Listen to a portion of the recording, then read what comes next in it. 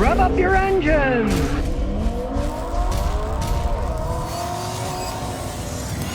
Today I'm going to talk about why people like driving Porsches. Now this is a 12-year-old Porsche. And it's a fancy Cayman S with the big 6-cylinder engine that's also water-cooled, so it doesn't have the problems that air-cooled engines have. No, the engine's actually more in the middle here. You can't even see it, so we're going to jack it up and look at it from the bottom. Needless to say, these things are not easy to work on when they need work. As you can see crawling under the car, there's the back of the transmission. And the engine, that's way up here. There's the bottom of the sump, catalytic converters. You can see there's not much working room on these babies. But the mid-engine design serves a big purpose. If you have the weight of the vehicle towards the middle of the car, that's for perfect handling. These things are made for serious drivers. You look inside. What does this baby have? 6-speed standard transmission. That's what these things were made for. And look in the back seat. There is no back seat. These are true sports cars. There's one radiator hiding in here and another radiator hiding in here. So they're not like the old 911s that were air-cooled, which ran perfectly fine at higher speeds with the wind blowing. But stop and go traffic, they weren't all that high. And their AC systems, they were pretty crappy. But these, they work quite well when they're working. Now as they age, they become endless money pits, but when they do work, they are fun to drive. The AC systems work perfectly fine on these when they work. I mean, when they break, start shelling your money out like no tomorrow. And of course they perform. They have insane drilled rotors, gigantic Porsche brakes in the front, and in the back, even the back ones have drilled rotors in them. Big old wide tires for handling, and they are fun to drive. They're like modern day go-karts. But just like go-karts, don't expect a smooth, comfy ride. It's a tight handling race car type drive. It's not for the faint of hearts or somebody who wants to be riding around their living room couch. This isn't the car for you. So yes, they're really fun to drive.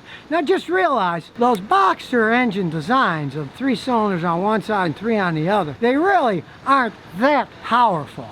I mean, you can get a 4-cylinder Mustang that's got like 365 horsepower these days. Yeah, they're a lot of fun to drive around. As for the overall quality as they age, hey, it's nothing special. Paint's chipping off, various parts, and the windshield's got a big crack. You look around, there's wear and tear. Plastic stuff starting to look ragged. Some of the leather stuff starting to crack. The steering column, plastic coating starting to come off and it's looking a bit ragged. But this baby does have 144,623 miles on it. And yeah, it burns a little bit of engine oil. These things all do when they get older. But it's still got a pretty solid engine. Watch, we'll start her up. Listen to that.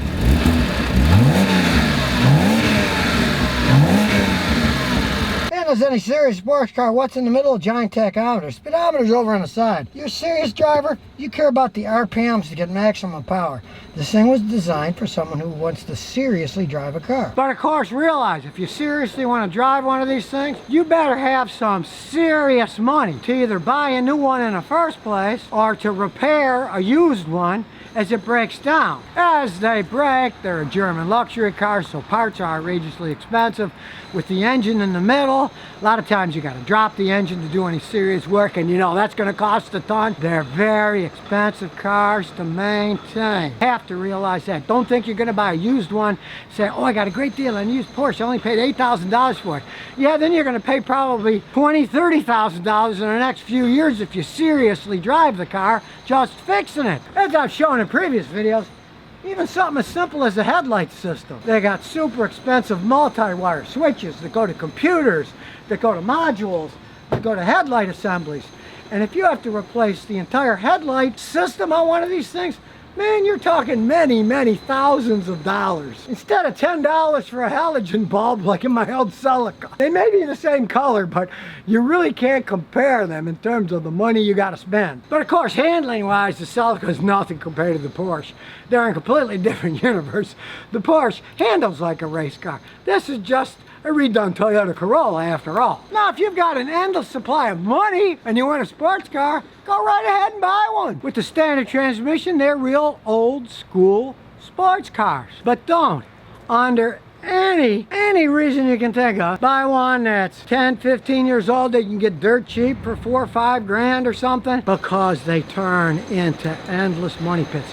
I have had scores of customers do that in the past, and every single one of them kicked themselves in the rear end for not listening to me if they actually bought one. One of my customers bought one, and heck, I think he's putting like 800 miles a year on the thing, and even then, he's thinking about getting rid of it because he says, the repairs are driving him nuts. It's not very many miles. As they age, all the complexities of those vehicles start to break, and man, they are expensive to fix. Just think, they have 2 radiators hidden in the front. That means the radiator hoses have to go all the way to the back where the engine is.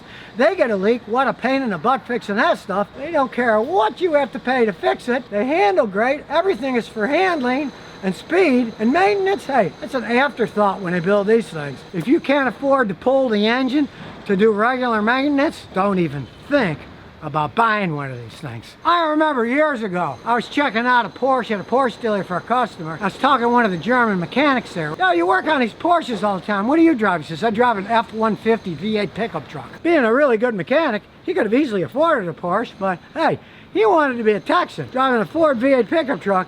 And he didn't want to throw a bunch of money into his car fixing it because he made a living fixing other people's. And he knows what a pain in the butt and how expensive it can be to fix them right when they do break down. But on twisty roads, hey, they're fun for zipping around like a giant go-kart. As rattly as that may be, just like a go-kart.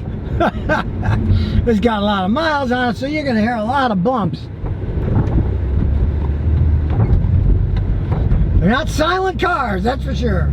And this one has the airbag light on and a check engine light. I'm gonna check that out later, but heck, it still runs pretty good. And that's really the name of the game for these things. Fast, giant go-karts for zipping around if you've got a lot of spare money to play around with.